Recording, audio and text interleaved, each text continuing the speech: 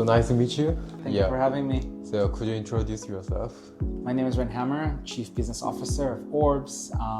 Israeli originally, I live in London. I've been with Orbs for over 8 years now. Alright, thank you. So we're gonna first question. Orbs is sponsoring KBW. What does KBW mean to Orbs, and how often Orbs participate in KBW? Yeah, so I think we've sponsored every KBW since inception. We've been around since 2017. I think we've been sponsoring every KBW since 2019. Yeah, Korea is a very important market for us. We have a lot of our community here, both in terms of guardians and holders and participators in our network, as well as two of our main exchanges are here, Abit and Bitham, for traders as well. So it's a very important market for us. So we have 2 people full-time on the ground in Korea always, but we try to come in at least 1 time a year to do community meetups and participate. And KBW is always an amazing time because people are here. So yeah, we can come and interact. So very, very important for us, very crucial for us, this market and participating in KBW. Okay, thank you. Thank you for your first question. We asked about the Orbs DAO.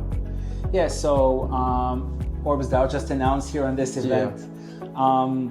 So essentially, we've been doing very, very well on the product side of things with our advanced trading tools such as TWAP, limit, stop loss coming soon, perpetual trading, liquidity aggregation. That's been going very, very well. We're the most widely used layer 3 solution across DeFi and been getting really, really good traction. But that side of the business has been not in direct connection with our token, and that's something we're looking to do better with the help of the Orbs DAO. So very generally, the idea of the Orbs DAO is essentially giving more power, more authority, and more resources to the Orbs holders via the DAO. The DAO will have, I guess, 2 main kind of categories of responsibilities and rights. One is with respect to actual administration of the network, so more technical stuff will be run by governance.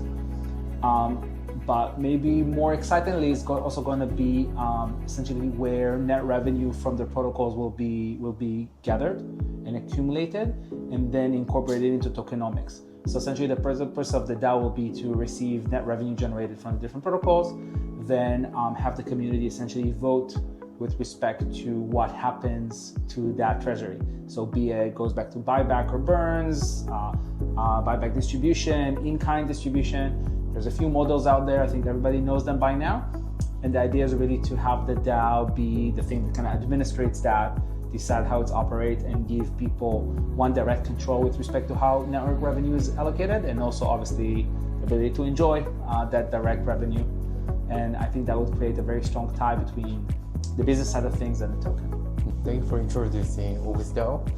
So next question is, Orbs is making revenue with as layer 3 use cases, and how is the revenue generated, and is it sustainable? Yeah, so essentially, when we were kind of like looking at what we can do with our network, we're trying to figure out what's the killer app in DeFi, and we think that is trading and always been trading. Yeah. So we're essentially using Orbs to enable tools and services that are very valuable for trading space. So we started with spot solutions that went very, very well, with TWAP, limit orders, now including stop loss as well.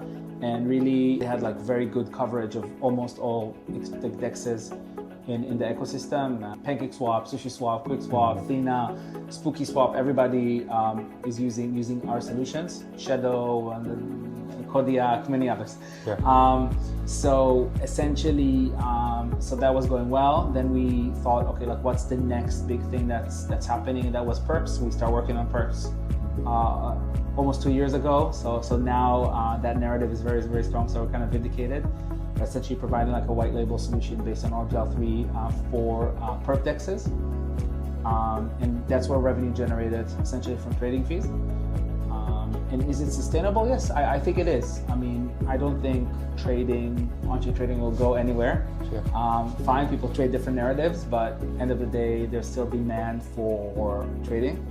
And we will always be there kind of supplying the next level, like edge technology for on-chain trading. So yeah, I do believe that this is sustainable and it's going to be a long-term revenue generating, growing year after year. Yeah, I'm down to. Yeah. So the first question is, recently many new projects are coming out and OG projects are relatively not getting attention. As an OG project, how do you see it?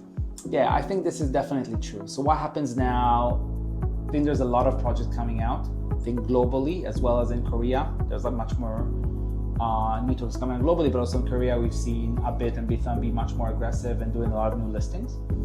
That being said, I don't think that there's like that much new demand coming out from retail. I think there's a lot of institutional demand that goes through maybe treasury companies and that's a big trend now, from US mostly, but that only goes to like maybe top 20 tokens, and then like the same kind of volumes just distributed through everyone else. So yeah, this is definitely something that we're aware of and is I won't say concerning, but it's something you need to be kind of minded about. But I feel like the best thing you can do is really keep building, keep coming up with new stuff, keep like, iterating kind of your narrative from year to year, make sure you're like on it. And yeah, and I feel end of the day, you see new projects that come out, they go away, but keeping it consistent and steady and pushing for many years, I think will give its ROI, and that's generally what we believe. Okay, thank you. So this is the last questions. Lastly, if there are any strengths or unique points that Orbs has, please tell them. Yeah, so I think honestly for Orbs, we're as mentioned, we're an OG project. We've been around for a very long time. We have a super sustained working, decentralized network. The Orbs Layer 3, powered by our very strong guardians.